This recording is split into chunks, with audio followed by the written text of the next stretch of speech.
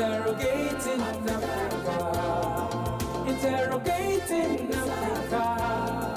Interrogating Africa. Interrogating Africa with Dr. Irene Addo on Radio Universe 105.7 FM every Thursday at 2 p.m. Interrogating Africa. A Radio Universe.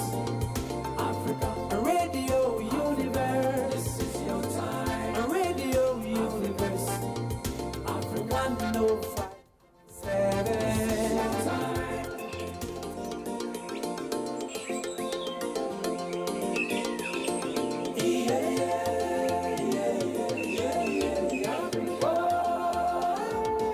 Interrogating Africa.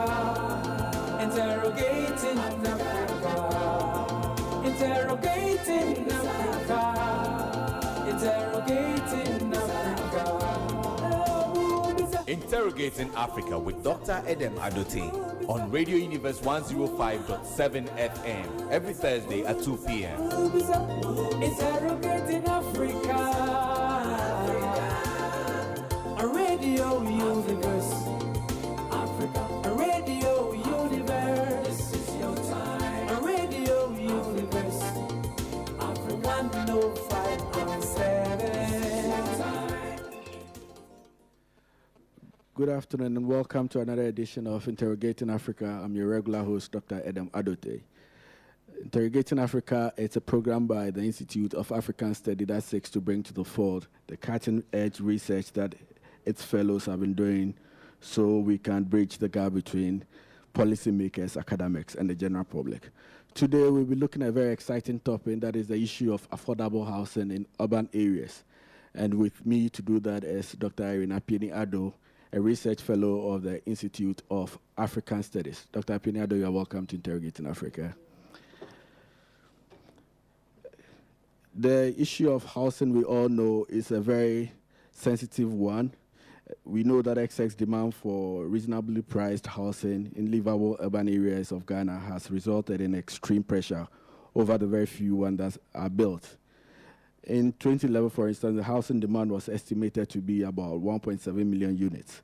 Landlords, we all know, have taken advantage by asking tenants to pay as much as 3-year advance. When the law basically say that they can charge even more than 6 months. Some will argue that it is the rent that have led people to set up accommodation in slums and others sleeping on streets. How do we resolve this issue in our urban areas? Today, like I introduced earlier, we have Dr. Appeaning Addo, who has done a lot of work on urban housing, and she's here to share her research in this area and how best we can address this issue. Dr. Appeaning Addo holds a PhD in Geography and Resource Development from the University of Ghana, an MS in Housing and Inner City Revitalization from the Institute of Housing and Urban Development Studies, Rotterdam, and the University of Delaware, USA, and a postgraduate diploma in Architecture from the Kwame Nkrumah University of Science and Technology, Kumasi. She's also a member of the Ghana Institute of Architects, and since 2015, she has worked as a research fellow at the Institute of African Studies, where she co-teaches courses in African art, its philosophy and criticism, culture and development at the undergraduate level, and gender and development in African societies at the graduate level. Among her publications are Urban Low-Income Housing Development in Ghana, Politics, Policy and Challenges, edited by Miguel Amado, published in 2014. She's also looked at the effect of the 1987 education reforms on youth unemployment in Ghana. I'm sure that is also going to feed into what is happening in the housing sector. That was published in 2014. And in 2014 also, she published some work on knowledge management systems and education for building smallholder resilience to climate change in Africa. So, listeners, you agree with me that Dr. Appeaning Addo has done serious work in this area, and she's going to share her findings on this topic. We'll be right back after this musical interlude.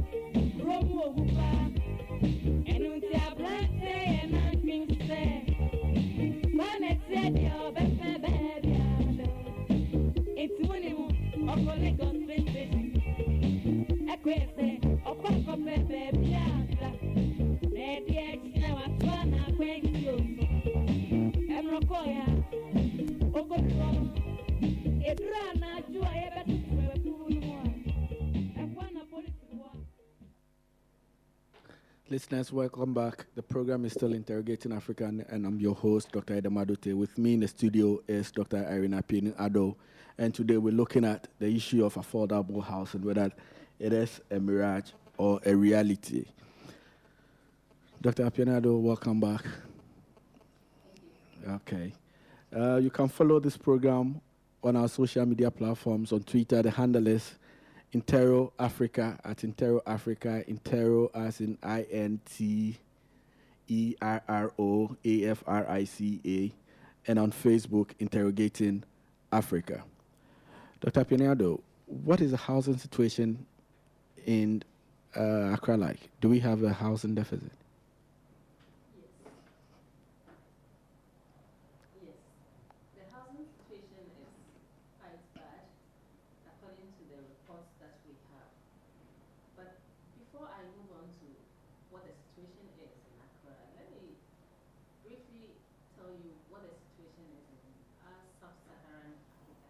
Great.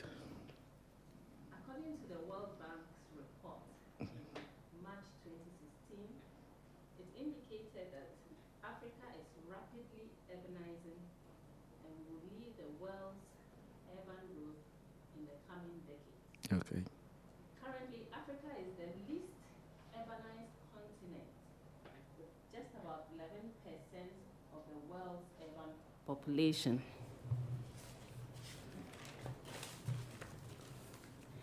In sub-Saharan region, the sub-Saharan African region is the least urbanized area in Africa, and it is projected that by 2050, the population of Africa will be about 1.2 billion, and urbanization will be about 58%. That is about 58% of Africa will be urbanized. Okay. And that gives an idea about what our cities are set out to be. But the unfortunate thing is that as these cities become urbanized, the infrastructure that goes with it is not complement to the population increase that we are having. Mm-hmm.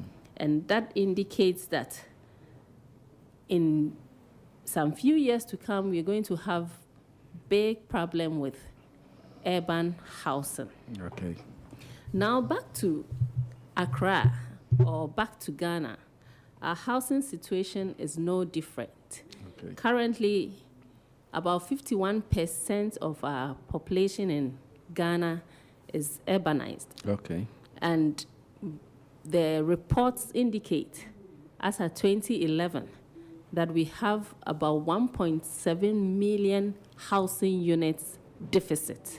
1.7 million? 1.7 million. That is huge. Housing units deficit. Okay. And several reasons account for that.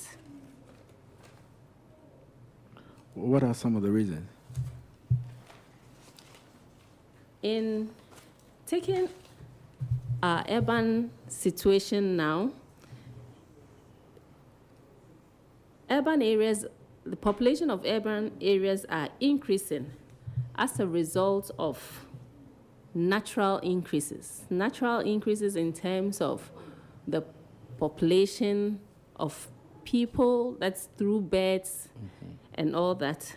And then we also have increases as a result of rural-urban migration. Okay. So people are migrating from the rural areas into the urban areas, and that means that our urban population is seriously increasing.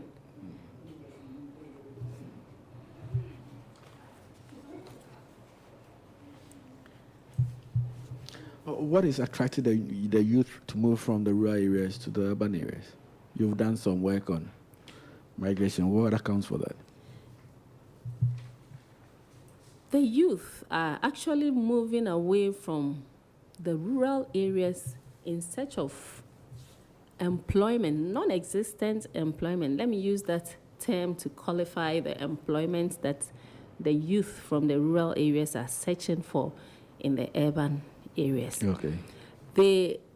That is one aspect of it. The other aspect is that rural areas in Ghana are not as developed as the urban areas. And therefore, there is that perception that if they move from the rural areas into the urban areas, then it's likely that they would also become westernized or modernized, if I should use that definition. And it's also the fact that there isn't enough employment opportunities in the rural areas, and therefore they all move to Accra, either selling dog chains or doing street hawking or doing something else, maybe going through apprenticeship in the urban areas. But doesn't the fact that they wouldn't get a roof over their head when they come to the cities bother them? Why would people leave the villages where they have roofs over their head, they have 3 square meters, probably, move to the city and sleep in front of shops? I did a study and then questioned a number of youths on the streets, and their idea of coming to Accra was just to come and then make some money. With regards to where they would sleep, that wasn't really an issue, because one person told me that he's actually moving from the Oda community, the environs of Oda, to Ashaiman, and he's going to train as an apprentice or a mechanic, and therefore all that he needed to do was just to sleep at the workshop. Okay. He just needed to sleep in a car, and he's all right. Okay. Wow. That's quite interesting. So then, what have we done so far to address the issue? We've known this.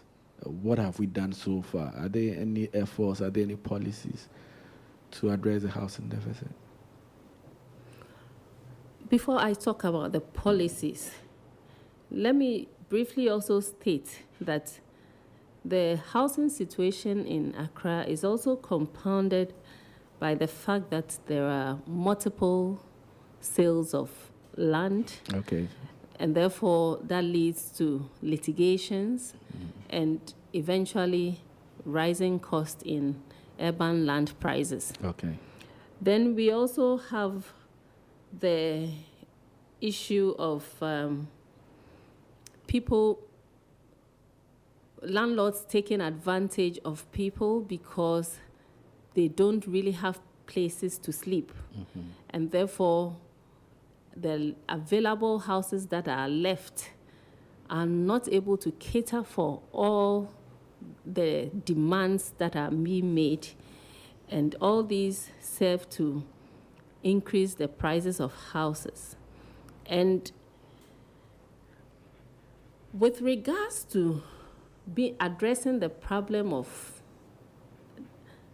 housing deficit, now the government doesn't really provide houses for the poor. Yeah, Irene, before you move on to the policy, we're talking about the factors. I was also wondering, the materials we use in putting out the buildings, does that also account for the cost of the buildings that makes it way beyond the reach of the average person?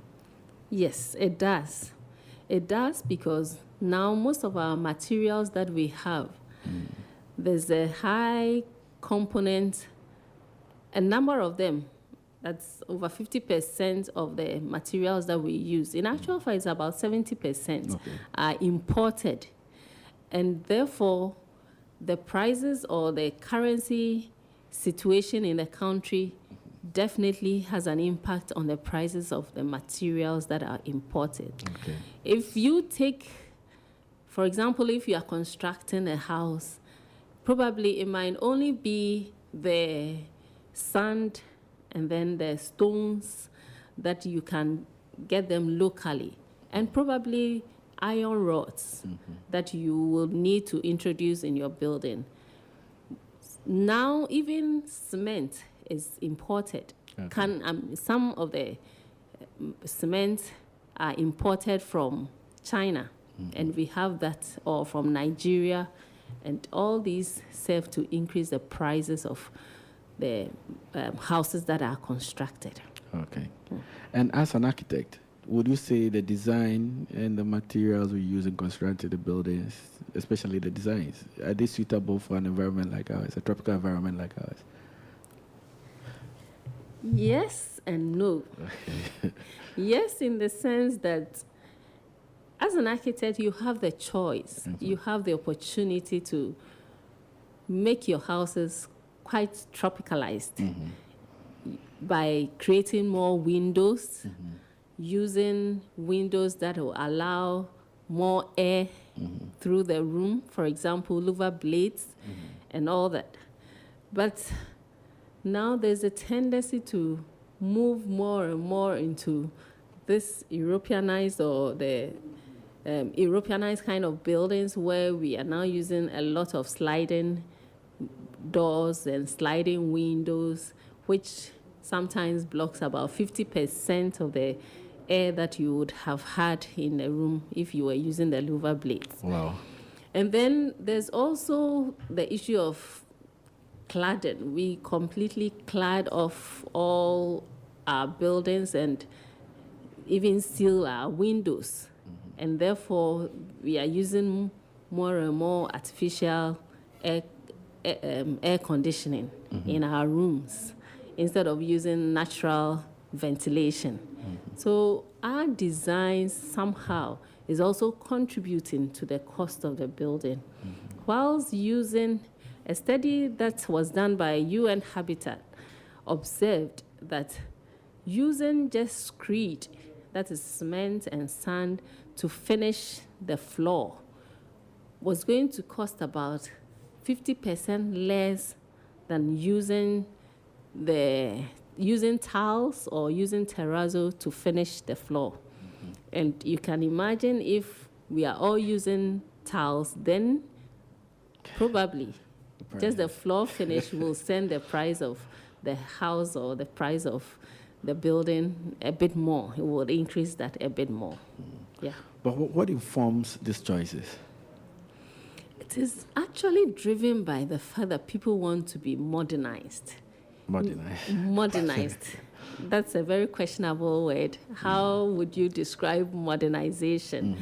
But then people choose to, there's that impression actually that if you use these contemporary building materials, then you are more, or you are becoming more elite.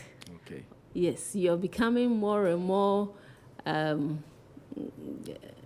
contemporary. Let me go back and borrow that word. Okay. And then you are beginning to fit into society because that is what other people are using, and that is what they see. And it will surprise you that you will go to a slum area and you find that some of these houses actually have, the quality of the house might not be good, but then it has sliding windows. It also has tiles as floor finish. It has other materials that you would, that would call for some sort of artificial ventilation in the room. But then all these are being introduced. And unfortunately, the people there are not able to afford the ventilation, air conditioning there, and therefore they are forced to sleep in that warm room. Our traditional building materials, like traditional, as you know, the mud houses, the materials used, are they inferior to the modern ones? Research has shown that they are actually not inferior, because there have been cases where mud houses have survived. That is, if they are well protected, they've survived even up to 50 years or more. We have stone houses that have survived even up to 100 years or more.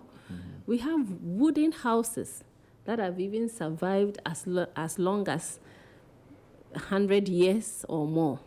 So using our traditional materials doesn't mean that those buildings are of inferior quality.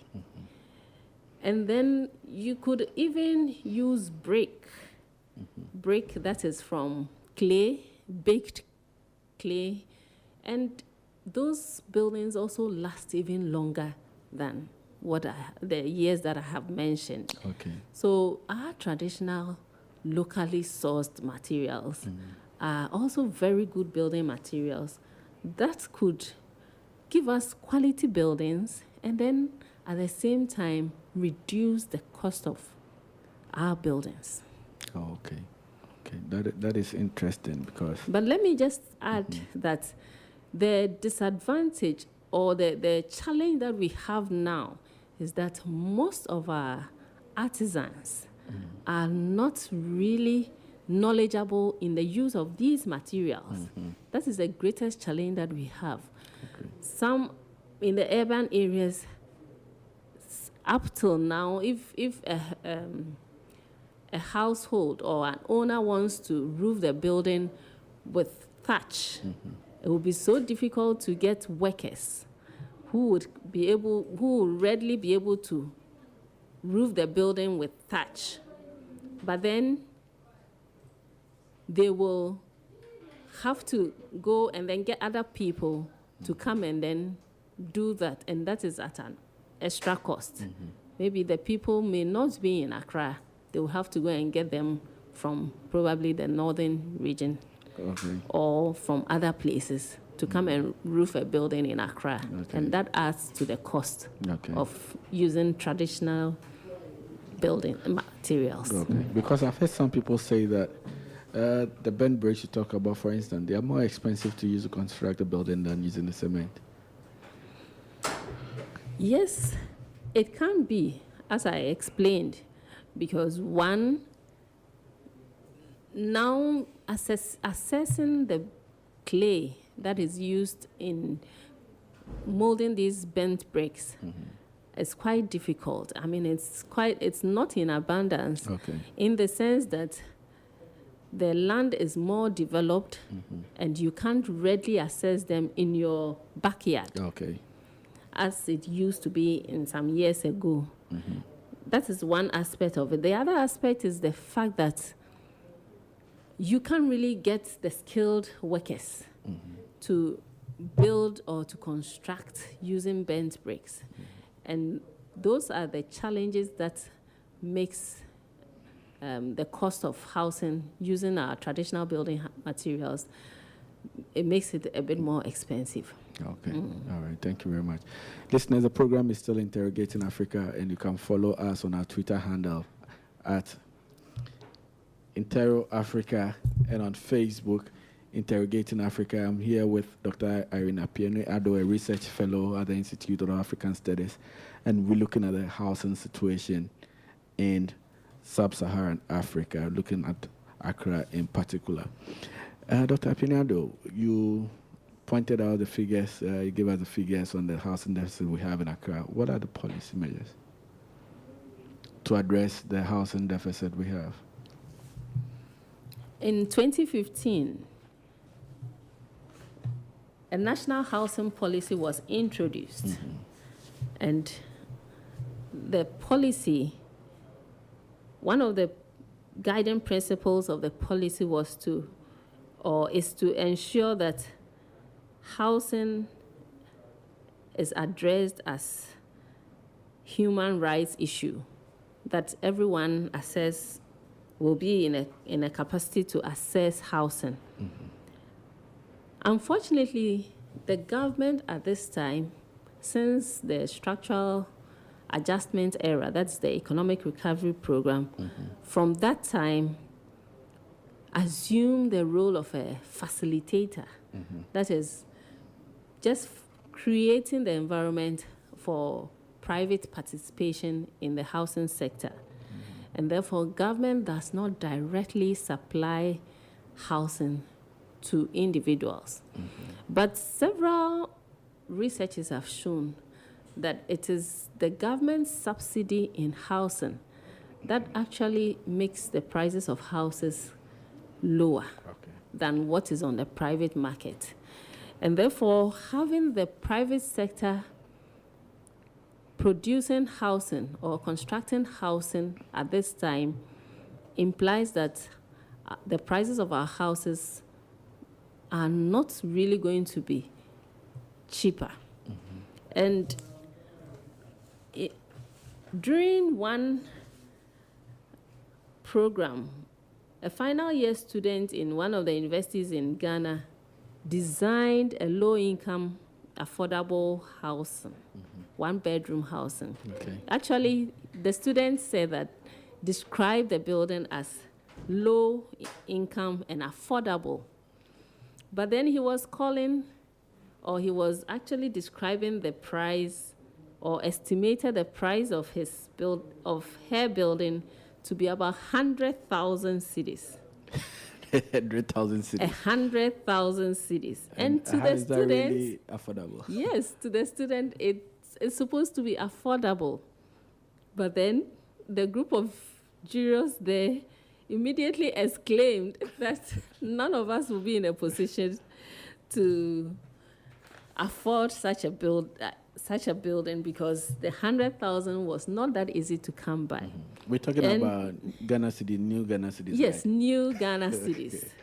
And you can imagine these group of jurors are architects, practicing architects, and they can be classified as middle income earners. And here they are exclaiming that 100,000 cedis was far beyond their means.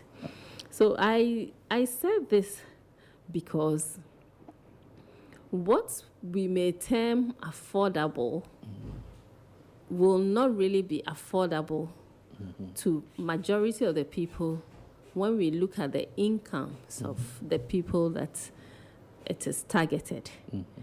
And then we also said that when we look at the incomes of the people that is targeted. Okay. So what really do we mean by affordable housing? That is a question that we need to interrogate. Is it really affordable housing? Is it really a mirage or a reality? Exactly. And that is something that we are really interrogating. Houses, the government, I think some few years ago, tried to construct some houses in the northern region and purely used locally sourced materials. Okay. And each of the houses was estimated to be about 50,000 Ghana cedis. 50,000. Yes. But then comments received later from other people indicate that by the time the construction completes, it's going to be more than 50,000. And what kind of house are we looking at? Two-bedroom? It's actually a two-bedroom house, a very simple two-bedroom house with a living room and then a small kitchen. That's the basic units. Okay. And what size? Not too big. I think standard sizes, maybe of a bedroom size of about 3.6 meters by 3.6 meters. Okay. A living room size of about 4 meters by 6 meters or 5 meters or so. Okay. So it's not a very big structure. Okay. But then the question is, how many people will be able to afford even this 50,000 Ghana cedis? That is what we are interrogating. Is it really affordable, or is it really something that can be achieved easily? And it was actually targeted at people in the formal sector, working in the formal sector. And looking at incomes, looking at salaries that people are receiving now, would they be in a position to afford that? In my opinion, I'm not too sure that people will be able to afford that. And when you reflect back, it is actually so far the minimum cost of housing that I have come across, and by that standard could be described as affordable housing. Yes. Is it possible to design something cheaper than that?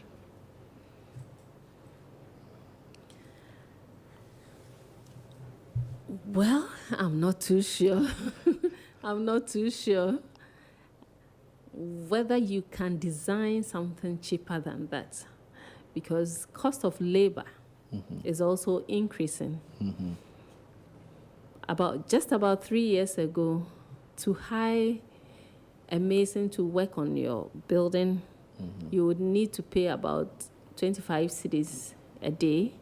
Now, to pay, it costs about 50 cedis a day to pay for the mason's labor. So just that component, the labor component, has doubled. Okay.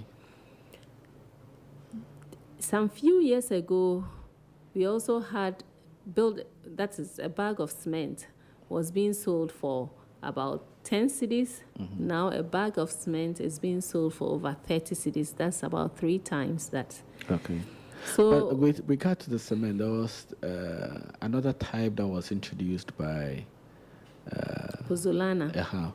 Yes. What happened to that? The Pozzolana cement is still in the system, except that it's not being produced in large quantities. And that's the first thing. And then the second thing is that people are not really used to or haven't been introduced so much to the Pozzolana cement. The Pozzolana cement is lime-based cement that you use in constructing your building. It also gives an equally good quality building. I had a chat with some colleagues at the Architectural and Engineering Services Limited, and I told them that the Pozzolana cement will only be known, its use will only be known if they begin to use it for government buildings. If they ask that government buildings, the new ones that are coming up, are introduced. And then we tried it. Okay. Yes, we went to site, we tried it. I worked there for a number of years. Okay. So we tried it. We asked the people, that is the clients, whether they would want their buildings to be constructed using the Pozzolana cement. And immediately some outrightly rejected and then said no, because they don't know, they haven't used it before, they don't know how long their buildings will last and all that. But I know that BRI, that is Building, Road and Research Institute in Kumasi, have actually used it in constructing some buildings, and they are still in very good shape. It's been a while now, and they are still in very good shape. So I think that there's the need for government to really do a lot of education, bringing them on the air, that is media, TV, educate the public on the usefulness or the quality of the Pozzolana cement. How much do you save using a Pozzolana cement compared to the other cement people use? According to their research, that is, you would save as much as about 30% of the cost. Wow. Yeah. So it will still have made a lot of difference if it is introduced in our construction of buildings. Okay. So if we use this cement and we use our locally sourced raw materials, can we bring the house down below 50,000? That's a question for me to really think deep. But I guess it's possible. Okay. It's possible in the sense that the house designs would also be able to bring the price of houses down For example, if we go into this multi-habitat housing, like compound houses, it will bring the prices down. If we use the basic building finishes, we would also be able to reduce the prices. If we increase the content, that is the content of the locally sourced materials, then I guess all these could bring the prices of houses down. Okay. Now you talked about the design and the compound houses and all that. Some people have argued that we can't seem to have a one type of building fits all for all levels of people. That there are some people, probably young guys who've just graduated, they don't need a 2-bedroom house. Maybe a 1-bedroom house flat with the basics in there. Somebody else needs 2 bedrooms, somebody else. Do we have to construct 2-bedroom house for all to solve the problem? No, and actually that is not what is done now. There are still different categories of houses. Okay. We have the bed sits. We also have the 1-bedroom units. We have 2-bedroom units. We have 3-bedroom units. Even the SNET flats that are in the system that have already been constructed have been categorized as such. So there are bed sits, there are 1-bedroom units, there are 2-bedroom units, there are even flats, and then there are also bungalows. So there are a whole variety of houses there which could serve the public. Okay, that is refreshing to hear. So then the 50,000 we're talking about is the 2-bedroom one. Yes. So say a 1-bedroom one, how much are we looking at with the basics? 1-bedroom terrace housing, 1-bedroom terrace housing could actually go down. It's possible to, I think that it's possible to construct a 1-bedroom terrace housing for about 30,000 terraced. And I mean, maybe 4 units sharing, that's continuous. So they share common walls there. So that could reduce that. So it is possible. It is possible to get a housing unit that could be about 30,000 with the basic units, basic finishes. I think now the price range is getting to my level now. 30,000 and all. Yeah. But then how does affordable housing or lack of it impact development? Affordable housing. Maybe let me drop the word affordable because I told you most houses are not really that affordable. But generally, housing has a lot of impact on the economy. You know, as more and more construction occurs, then there is this spillover where jobs are created. So with construction, you have people, you have masons being employed, carpenters being employed, you have so many other categories of workers being employed. We even have women selling, you know, cooking and then selling the construction site. So that also provides some sort of employment for them. So there is that spillover of activities once construction begins, not only housing, but any type of construction. There's that spillover, people, and then there's also the casual laborers that are being hired to help out. That's the first thing. The second thing is that the human rights of a person, you know, the basic necessity or basic needs of man, which includes housing, food, and then clothing, will be addressed. So once the person gets something to eat, once the person is clothed, and then the person also has housing over or shelter over his head or her head, then that person would have that peace of mind. So there's also the aspect of mental well-being, or the person becomes a healthy person, and we also have healthy population. A lot of our people will be healthy. They know that they are leaving for work. They will come back and return to a house where they can sleep in peace. So there's a whole lot of benefits. They are actually interlinked with wealth, well-being, prosperity, everything. So we have this huge deficit. Our inability to address it, how is it impacting us negatively? The deficits in housing has led to a lot of homelessness. So now you can find a number of people either sleeping in uncompleted structures, or they are either sleeping in kiosks or temporary shelters. And some time ago, one of the media stations also carried a story where a family, that was a husband, wife, and children, were sleeping under a bridge because they were homeless. They were actually sleeping in the open. And all these are effects of the unmet need in housing. Then there's also the idea, the formation of slums, because people will definitely migrate from the rural areas into the urban areas because of the opportunities that exist in the urban areas.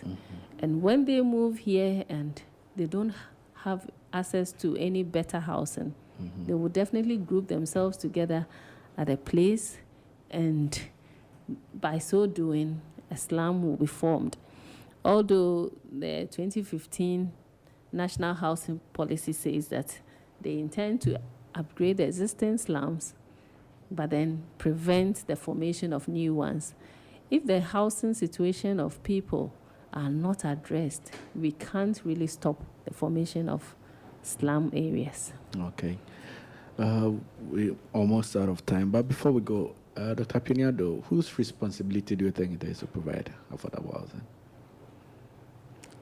Do you think it should be left in the hands of the private sector or the government? I don't think that we should leave the provision of housing to the private sector, and that is something that I have argued, that the private sector is out to make profit. Okay.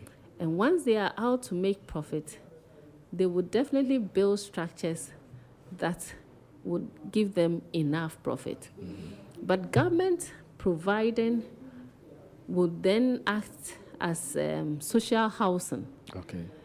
The government wouldn't be out to make profit, but then the government will be out there to ensure that the houses of people, the accommodation of people are met at an affordable or a reasonable price by providing reasonably priced units. Okay. So I think that government should definitely be involved in it rather than leaving it in the hands of the private sector.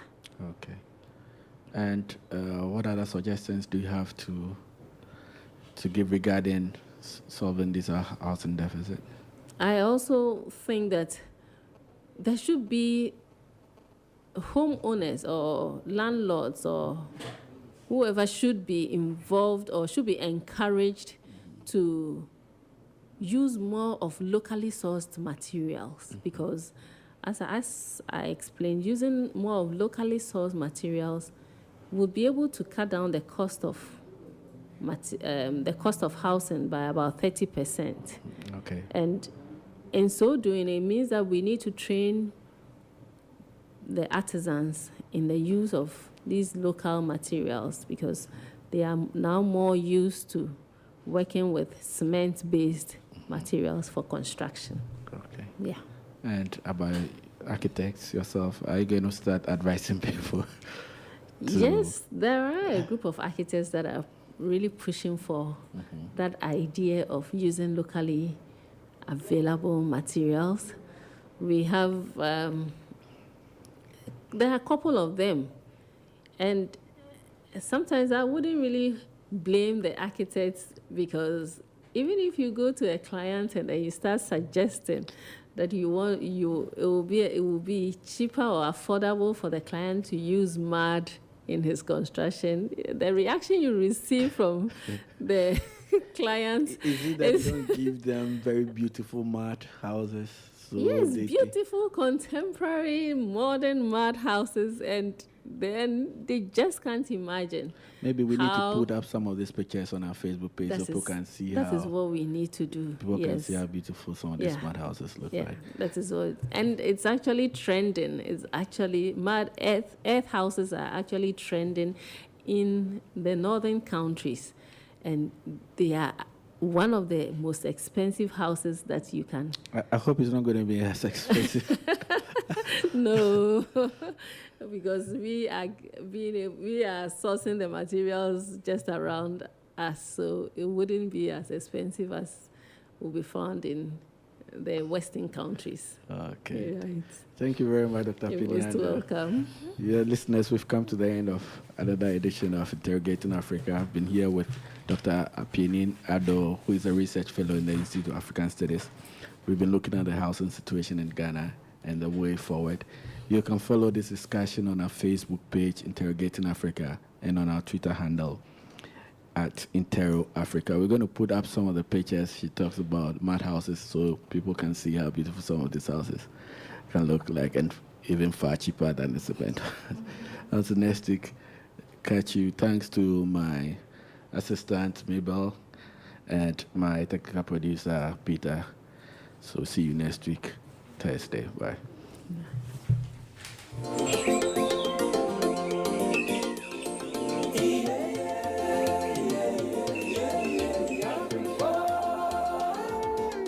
Interrogating Africa. Interrogating Africa. Interrogating Africa. Interrogating Africa. Interrogating Africa with Dr. Edem Adote on Radio Universe 105.7 FM every Thursday at 2 p.m. Interrogating Africa.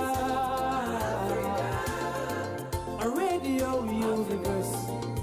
Africa. A radio universe. This is your time. A radio universe.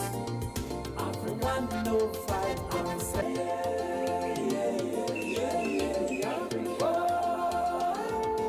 Interrogating Africa.